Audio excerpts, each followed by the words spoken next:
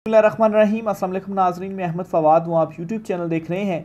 नाज़रीन, आज तारीख है 23 अक्टूबर और दिन है बुध का। अहम तरीन तफसीलात के साथ आज की व्लॉग में आप खिदमत में हाजिर हुआ हूँ। बिल आखिर जी, जो पार्लिमानी कमेटी थी 12 रुकनी, उनकी तैनाती के बाद वजारत कानून ने नोटिफिकेशन जारी कर दिया है जस्टिस याहिया अफरीदी का बतौर चीफ जस्टिस ऑफ पाकिस्तान। लेकिन सुप्रीम कोर्ट ऑफ पाकिस्तान के 17 में से 14 जजेस सेम पेज पर आ गए हैं और मुमकिना तौर पर जस्टिस याहिया अफरीदी इनकार कर सकते हैं उनकी जो तैनाती की गई है बतौर चीफ जस्टिस। लेकिन अभी इंतज़ार किया जा रहा है 25 अक्टूबर का। 25 अक्टूबर कादी साहब की रिटायरमेंट के बाद एक बड़ा रद्द अमल सामने आ सकता है। कुछ अहम तरीन तफसीलात आपके साथ में शेयर करूंगा।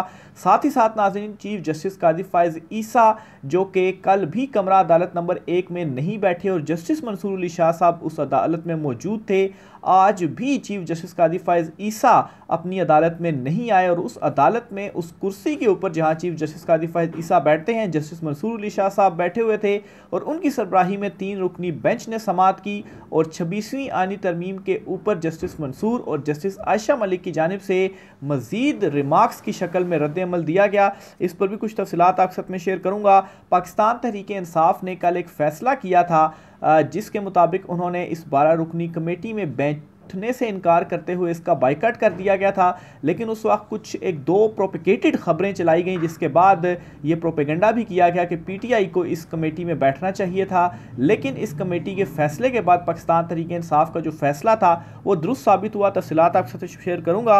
और आखिर में नाज़रीन, ज़ैन कुरैशी साहब के इस्तीफ़े के हवाले से भी इतलात सामने आ रही हैं, इस पर भी कुछ डिटेल्स आपके साथ मैंने शेयर करनी है। सबसे पहले तो नाज़रीन आपको बताता चलूँ कि चीफ जस्टिस कादी फ़ाइज़ ईसा जो हैं वो आज भी चैम्बर में मौजूद हैं और आज भी वो चैम्बर वर्क कर रहे हैं। कल उन्होंने जो उनकी काज लिस्ट थी वो मनसूख हुई और वो चैम्बर वर्क में चले गए और जो कमरा अदालत नंबर 1 है वहाँ पर जस्टिस मंसूर अली शाह साहब की सरबराही में जो 3 रुकनी बेंच था वो समाअत करता रहा। और आज भी जस्टिस मंसूर अली शाह साहब कमरा अदालत नंबर 1 जो कि चीफ जस्टिस का जो है वो कमरा होता है और चीफ जस्टिस की वो कुर्सी होती है, उसी कुर्सी पर मौजूद हैं और उनकी सरबराही में 3 रुकनी बेंच जो है वो मुख्तलिफ केसेस की जो समाअत है वो कर रहा है। इसी तरह से कमरा अदालत नंबर 2 में जस्टिस मुनीब अख्तर, जबकि कमरा अदालत नंबर 3 में जस्टिस याहिया अफरीदी मौजूद हैं और जो बेंचेस बनाए गए हैं उन बेंचेस में केसेस की जो समाअत है वो तीनों जजेस की जानिब से की जा रही है। बहरहाल जी, आज कमरा अदालत नंबर 1 से मज़ीद कुछ जो रिमार्क्स हैं वो सामने आए हैं जस्टिस मंसूर और जस्टिस आयशा मलिक साहिबा की जानिब से। ये आपके साथ में शेयर कर देता हूँ। इसमें जी बुनियादी तौर पर ये जो 26वीं आईनी तरमीम पास की गई है, इस हवाले से दोनों के जो रिमार्क्स हैं जजेस के वो सामने आए। मामला था जी बरतरफ मुलाजमीन की बहाली से मुतल्लिक और ये एक आइनी मामला था और इस केस में भी जस्टिस मंसूर और जस्टिस आयशा मलिक साहिबा ने इसे आइनी बेंच में भेजने का जो फ़ैसला है वो इसमें दिया। और केस की जो समाअत थी जब शुरू हुई तो जस्टिस मंसूर अली शाह साहब जो थे उन्होंने ये रिमार्क्स दिए कि इस केस में आइनी सवाल है। 26वीं आइनी तरमीम में कहा गया आइनी केसेस आइनी बेंचेस सुनेंगे, आला बेंचेस बनेंगे, वही तयन करेंगे। इस पर जस्टिस आयशा मलिक ने मज़ीद कहा कि ये केस अहम आइनी बेंच ही सुनेगा और ये कहा कि 26वीं आइनी तरमीम के तनाज़ुर में आइनी सवाल के केसेस आइनी बेंचेस सुनेंगे और दरख्वास्तें आइनी बेंचेस को भेज रहे हैं। तो ये जी एक केस कमरा अदालत नंबर 1 में सुना गया दोनों जजेस की जानिब से और उसके बाद इसे आइनी बेंच में भेजने का जो फ़ैसला है वो दिया गया। तो बहरहाल कल भी इसी तरह से जस्टिस मंसूर और जस्टिस आयशा साहिबा की जानिब से रद्द अमल आया और कहा गया कि अब आप जाने और आपके जो आइनी बेंचेस हैं वो जाने, ज़ाहिर सी बात है अब तरमीम हो गई है तो ये आइनी बेंच के पास ही मामले भेजे जाएँ। और एक मुस्कुराहट भी थी दोनों जजेस के चेहरों पर और ये ऐसी मुस्कुराहट थी कि इन दोनों को भी मालूम है कि ये जो आइनी तरमीम है ये सस्टेनेबल ही नहीं है। इस पर इतने ज़्यादा सवालात हैं कि जब ये आइनी बेंचेस के पास मामला जाएगा और जो आइनी बेंच है वो आखिर हर केस में अब ये डिसाइड करना पड़ जाएगा कि ये आइनी केस है और इस पर आइनी बेंच बनना चाहिए या ये नॉर्मल केस है, ये नॉर्मल सुनना चाहिए। तो इस वजह से इन जजेस की के चेहरों पर ये जो मुस्कुराहट भी थी वो भी थी। बहरहाल आज भी ये जो रिएक्शन है वो दिया गया। दूसरी तरफ नाज़रीन, बाखबर हलकों की जानिब से ये दावा किया जा रहा है कि जस्टिस याहिया अफरीदी मुमकिना तौर पर इनकार कर सकते हैं चीफ जस्टिस बनने से। एक तो नाजरीन 12 रुकनी जो कमेटी थी, इस कमेटी के ऐलान के बाद जो नोटिफिकेशन है वो जारी कर दिया गया है वजारत कानून की जानिब से, और इस नोटिफिकेशन में यह बताया गया है कि जस्टिस याह्या अफरीदी सदर मुमलिकत की मंजूरी के बाद आइन के मुताबिक अब चीफ जस्टिस पाकिस्तान तैनात कर दिए गए हैं, और वो 26 अक्टूबर को अपना जो हल्फ है वो लेंगे और 3 साल के लिए justice Yahya Afridi chief justice Pakistan होंगे। लेकिन दूसरी तरफ सुप्रीम कोर्ट ऑफ पाकिस्तान में एक पुरअसरार खामोशी है, और ज़राए ये बता रहे हैं कि सुप्रीम कोर्ट के 17 में से जो 14 जजेस हैं वो सेम पेज पर हैं, और एक हैरान कुन रद्द अमल सुप्रीम कोर्ट ऑफ पाकिस्तान की जानिब से सामने आएगा। और ये अब जो तादाद थी, पहले तो अक्सरती जजिस की तादाद 12 थी, अब ये जो तादाद है ये 14 हो गई है, और जो दीगर 3 जजिस हैं वो ज़ाहिर सी बात है ज़रा दूसरी तरफ हैं, और वो आज भी चीफ जस्टिस कादी फ़ाइज़ ईसा साहब के ही हम ख्याल हैं। बहरहाल जी 14 जजिस का इकट्ठा होना ये इस तरफ भी इशारा कर रहा है कि ये जो आइनी तरमीम और फिर इसके बाद जस्टिस याह्या अफरीदी साहब को चीफ जस्टिस तैनात किया गया है, क्या ये जजेस इनको एक्सेप्ट करेंगे? और एक पेज पर आने का मतलब ये है कि या तो जस्टिस मंसूर, जस्टिस मुनीब ने भी जस्टिस याह्या अफरीदी साहब को एक्सेप्ट कर लिया है, या तो फिर ये है कि जस्टिस मुनीब याह्या जो हैं उन्होंने इनकार वो करने जा रहे हैं, और इनकार के बाद जस्टिस मंसूर को ही वो चीफ जस्टिस समझते हैं। तो इस वजह से भी वो सारे जो जजेस हैं वो सेम पेज पर हैं। लेकिन दोनों में से जो भी मामला हो, सारे जजेस सेम पेज पर हैं, और सारे जजेस का सेम पेज पर होने का मतलब ये है कि ये जो आइनी तरमीम है और इस आइनी तरमीम के करने के बाद जो मकसद हासिल किया जाना मकसूद था, उस मकसद को हासिल करने में हुकूमत को नाकामी का सामना करना पड़ेगा। और इंतज़ार इस वक्त सिर्फ इस चीज़ का किया जा रहा है कि 25 अक्टूबर आ जाए, चीफ जस्टिस कादी फ़ाइज़ रिटायर हो जाएं, और उसके बाद 26 अक्टूबर जो है वो नए चीफ जस्टिस ने हल्फ लेना है। उसके बाद मुमकिन तौर पर ये जो रद्द अमल है सुप्रीम कोर्ट ऑफ पाकिस्तान की तरफ से वो सामने आएगा। आगे चलते हुए जी एक और ख़बर है वो भी आपके साथ में शेयर करता चलूँ, और ख़बर ये है कि चीफ जस्टिस कादी फ़ाइज़ ईसा साहब की रुखसती के साथ नवाज़ शरीफ जो हैं वो भी पाकिस्तान छोड़कर जो है वो दीगर ममालिक की सैर को जा रहे हैं। बताया तो ये जा रहा है कि सैर को जा रहे हैं, लेकिन इसको नवाज़ शरीफ के फ़रार होने के ज़मरे में भी बताया जा रहा है, क्योंकि चीफ जस्टिस कादी फ़ाइज़ ईसा जब चीफ जस्टिस बने तो तब नवाज़ शरीफ पाकिस्तान वापस आए, और जब अब काजी साहब रिटायर हो रहे हैं तो नवाज़ शरीफ भी लंदन जा रहे हैं। और कादी साहब की हल्फ लेने से पहले से ही जो मामलात थे वो नवाज़ शरीफ और दीगर के साथ बेहतर होना शुरू हो गए थे, और केसेस भी ख़त्म हो चुके हुए थे, हुकूमत भी आ गई थी पीडीएम की, शहबाज शरीफ मुंतखब वज़ीर-ए-आज़म थे, लेकिन उसके बावजूद नवाज़ शरीफ पाकिस्तान नहीं आए थे। गोया कि उन्हें काजी साहब के ऊपर इतना एतमाद था कि जब काजी साहब हल्फ लेंगे तब वो पाकिस्तान आएंगे, कि वो जब तक चीफ जस्टिस हैं तब तक मुझे कुछ नहीं हो सकता, ये उनका एतमाद था। और अब आप देखेंगे काजी साहब जा रहे हैं तो नवाज़ शरीफ जो हैं वो भी लंदन फ़रार हो रहे हैं। मरीम नवाज़ भी इनके साथ जा रही हैं, लेकिन इतलात ये हैं कि मरीम नवाज़ तो वापस आ जाएंगी, लेकिन नवाज़ शरीफ का कुछ मालूम नहीं कि वो वापस आएंगे या वापस नहीं आएंगे। तो ये जी एक और बड़ी खबर थी। इसके साथ ही पाकिस्तान तहरीक इंसाफ के हवाले से भी आपको बताता चलूँ, पाकिस्तान तहरीक इंसाफ ने जो 12 रुकनी कमेटी बनाई गई थी पार्लिमानी, जिसके मुताबिक चीफ जस्टिस का तकर्रुर इस 12 रुकनी कमेटी ने करना था, इससे पाकिस्तान तहरीक इंसाफ ने बाइकाट कर दिया था और शिरकत नहीं की थी। अब कल जी 2-3 खबरें चलाई गई।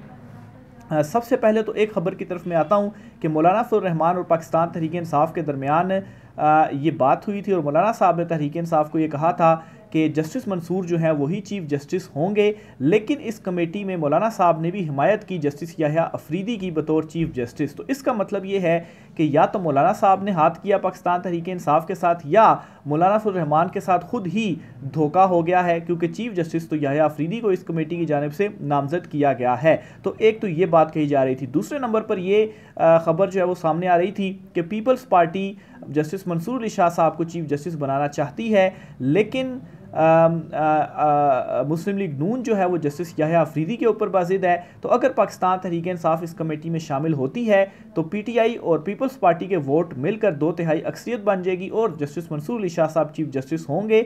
और जब जस्टिस याह्या अफरीदी का ये फैसला हुआ तो तब ये भी इस तरह से भी चीज़ों को प्रोपेगेट करने की कोशिश की गई कि देखें पीटीआई इस कमेटी में शामिल नहीं हुई, और अगर पीटीआई शामिल हो जाती तो जस्टिस मंसूर अली शाह साहब जो है वो चीफ जस्टिस होते। लेकिन असल में ऐसा नहीं है। पाकिस्तान तहरीक इंसाफ को इस बात का पहले से ही इतराक था कि जस्टिस याह्या अफरीदी का ही इन्होंने नाम लेना है, उन्हें ही इन्होंने चीफ जस्टिस जो है वो नामजद करना है, तैनात करना है। तो पाकिस्तान तहरीक इंसाफ ने इसीलिए पहले से ही इसका जो बाइकआउट है वो कर दिया हुआ था। और पीपल्स पार्टी, मुस्लिम लीग नून, मौलाना फजल रहमान, MQM, ये सारे एक पेज पर थे और इन सब ने जस्टिस याह्या अफरीदी को ही चीफ जस्टिस बनाना था। सिर्फ कोशिशें ये की जा रही थी और इस तरह की जो खबरें हैं वो फैलाकर भी ये तासुर देने की कोशिश की जा रही थी कि ज़िम्मेदार PTI है, पाकिस्तान तहरीक इंसाफ को कमेटी में शामिल होना चाहिए। प्रेशराइज़ किया जा रहा था कि PTI किसी तरीके से इस कमेटी में शामिल हो जाए। अगर PTI शामिल हो जाती है तो इसका मतलब ये है कि PTI ने इस आइनी तरमीम को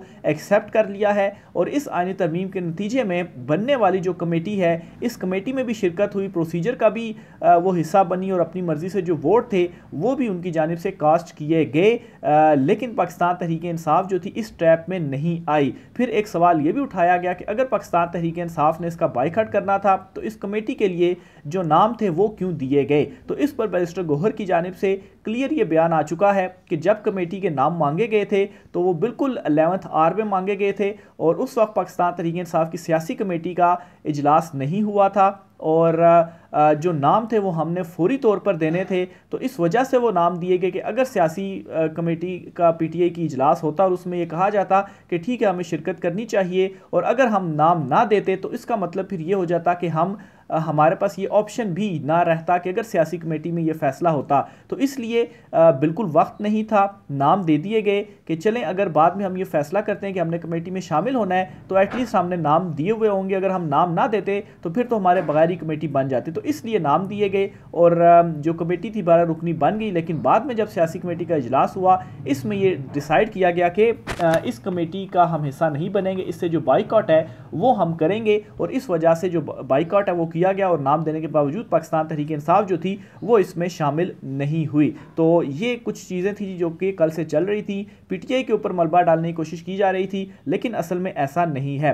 इसके अलावा जी पाकिस्तान तहरीक इंसाफ के वकील रहनुमा हामिद खान साहब ने वकला तहरीक का भी जो ऐलान है वो कर दिया है और वकला की जानिब से भी इस वक्त 25 तारीख का ही वेट किया जा रहा है। इसके बाद वकला की तरफ से भी जो एहतजाजी तहरीक है या जो रद्द-ए-अमल है, सख्त तरीन रद्द-ए-अमल आइनी तरमीम और जस्टिस याह्या अफरीदी को तो बिल्कुल उनकी तैनाती को कबूल नहीं किया जा रहा। यहाँ पर मैं ये वाजे करता चलूँ कि जस्टिस याह्या अफरीदी के ऊपर किसी को इतराज़ नहीं है, लेकिन जो प्रोसीजर अडॉप्ट किया गया और उनकी जो तैनाती की गई है जस्टिस मंसूर अली शाह साहब को ओवरलैप करते हुए, इस चीज़ के ऊपर जो एतराज़ है वो उठाया जा रहा है। और जस्टिस याह्या अफरीदी भी इसी वजह से मुमकिन तौर पर इनकार कर सकते हैं कि एक तो सारे जजेस ऑन सेम पेज हैं, तो जो एक फ़ैसला होगा उसी के ऊपर कायम रहना होगा, फिर उसके बाद एक दबाव भी है और फिर वकला की तरफ से भी दबाव है। तो ये तमाम तर चीज़ें वो हैं, अगर जस्टिस याह्या अफरीदी साहब की हिस्ट्री देखी जाए तो किसी भी ऐसे मुतनाज़ा चीज़ का हिस्सा जस्टिस याह्या अफरीदी नहीं बने। यानी कि दूसरे लफ्ज़ों में आप ये कह लें कि कभी भी कोई ऐसा केस जिसमें थोड़ा सा दबाव हो